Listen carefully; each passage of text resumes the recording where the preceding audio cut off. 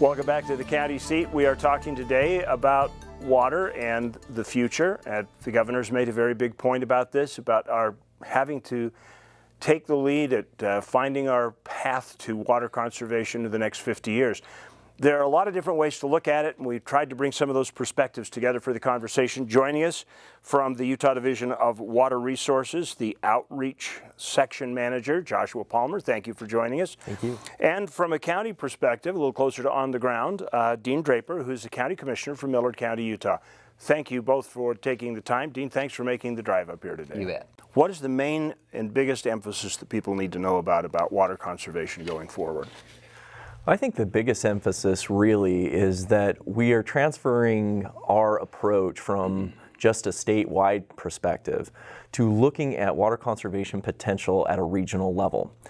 And so there's actually some research that's going on right now where we're looking at the different regions and what the potential for water efficiency is. And we're not talking about not using any water or telling people they can't use anything. We're just looking at what is the potential for us to be the most efficient, to eliminate waste, and to use this precious resource in the best, most useful way possible.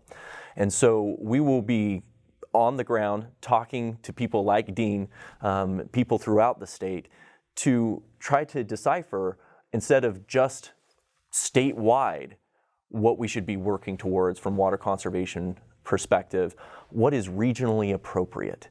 What takes those regions into account? How is Millard County different than Cache County? And what are the different things that need to be taken into consideration? And so as we move forward with water conservation and with water efficiency and water topics in general, we are really focusing on those local voices because they are the ones on the ground. How much more efficient have we already become in the way we handle agricultural water? Well, there's two different versions in Millard County. You have flood irrigation, where you have a canal that goes to a ditch and then you flood the surface of the ground, or you have sprinkler irrigation, where usually a pivot is in place at this time with technology. The farmers are putting in concrete ditches so that they don't have ditch loss, which was a thing of 100 years ago. You couldn't control it. That ditch was going to absorb so much before it ever made it to your field. Mm-hmm. In the town I live in, Scipio, they have put in a large pipeline so that water coming from Scipio Lake makes it to the fields more efficiently.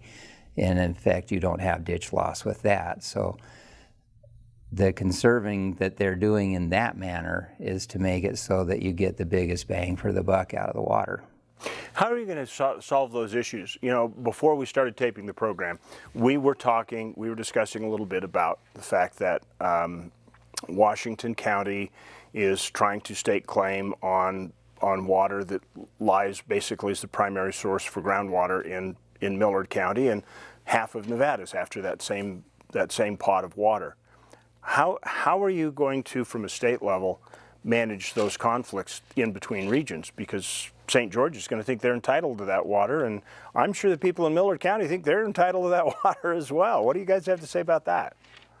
Well, you know, I think the biggest thing is there has to be that water rights analysis, right? So you have water rights that are built into a system that is designed to protect water rights holders. So obviously that is going to be a key contributor to it. From a statewide perspective, from our division's perspective, I mean, what we would look to do is bring people together to have a discussion about it. I mean, we're at a point in our history where the water supply is more critical than it's ever been. And these kinds of discussions are going to become the norm. These discussions where good people from good communities want to make sure that their people and their communities have the water that they need. And in an effort to do a good thing for their community, sometimes there's going to be disagreement about where they're getting that water from. So I think really it starts with bringing the experts together, the regional experts together, to talk about it, to have that discussion, to vet it out. And we could come in as a state and act like we've done this analysis and say, hey, we have the answer.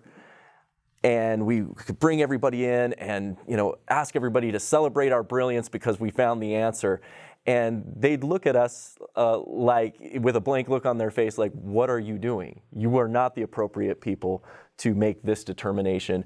We need to be the ones who work through this. And so I think as these challenges come up, whether it be in Millard County or Washington County or whether it be up north, it's really important to bring the people that are involved in that discussion together to try to get on the same page and find a way to work it out.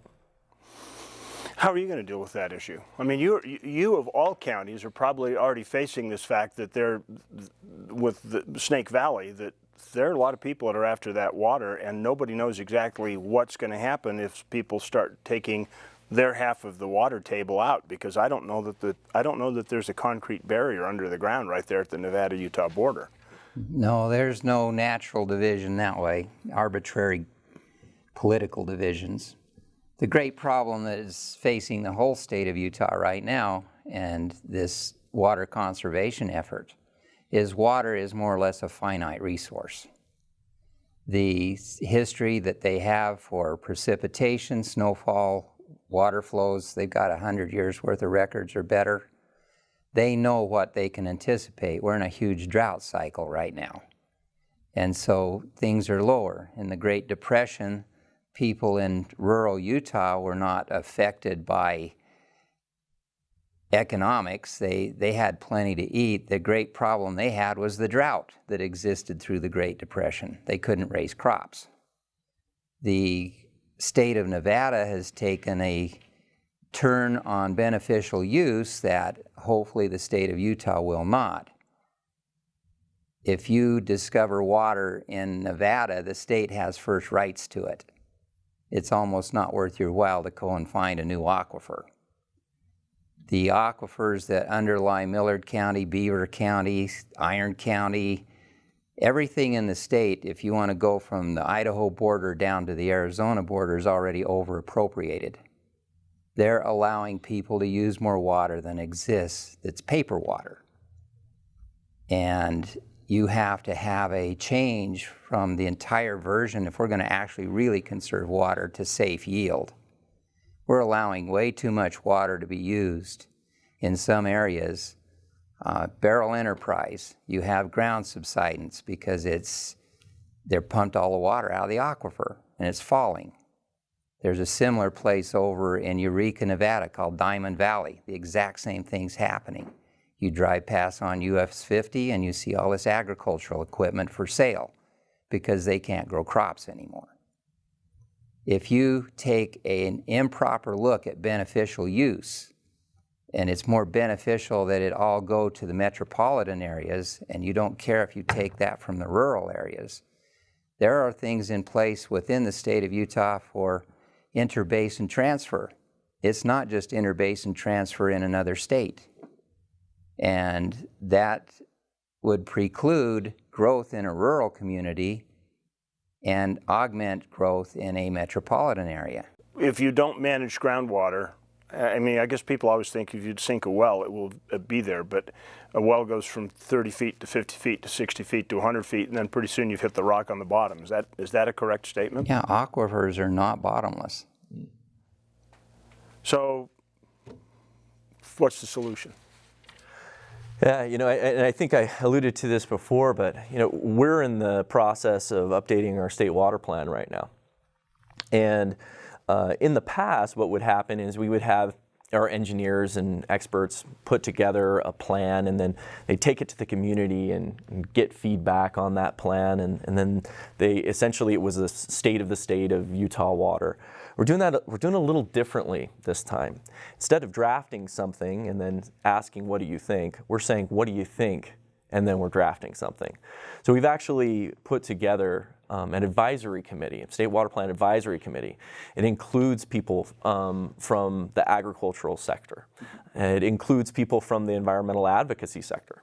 It includes people from the business sector. It includes politicians. It includes a really diverse group of people to try to kind of get that full story, so that we can understand ahead of time what people see the challenges as being, and then actually create a plan that institutes some goals and actions for us to understand these things better, for us to do a better job of reaching out and learning from the local communities and from these different sectors. We're not going to get to where we need to be from a Utah water perspective if we're not all working together. We need businesses to do better. We need businesses to be more efficient. We need residents to understand that this is a precious resource, that this is not just something that is unlimited. And there's a lot of resources out there for them to make changes that won't impact their quality of life, will actually make their lawn look better. For example, there's a Localscapes program that has these flowering, beautiful, water-wise, native plants that actually makes your yard look better and can cut your usage by 20%. So we're looking at those kind of things. The other things that we're looking at is measurement on a residential scale. We think secondary water metering is really important. In the areas that they've done secondary water metering, and they've just told the residents, this is how much you're using and this is how much you should be using, they're seeing 30 to 40% more efficiency just because they didn't know before. You think we can get 30% more savings? Oh yeah. If we're talking statewide, there's that much, there's almost that much opportunity just by metering, just by letting people know what they're using versus what they should be using. That's what the data is telling us.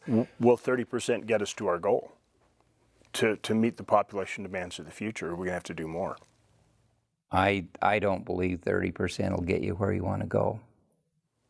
Okay, we've got our work cut out for us. Gentlemen, thank you. This has been a very good conversation. Appreciate it. Thank you. We'll be right back. We're going to take a personal look at some of the things Josh was talking about on what it may look like if you go and do a redesign on your yard. We'll be right back with County Seat.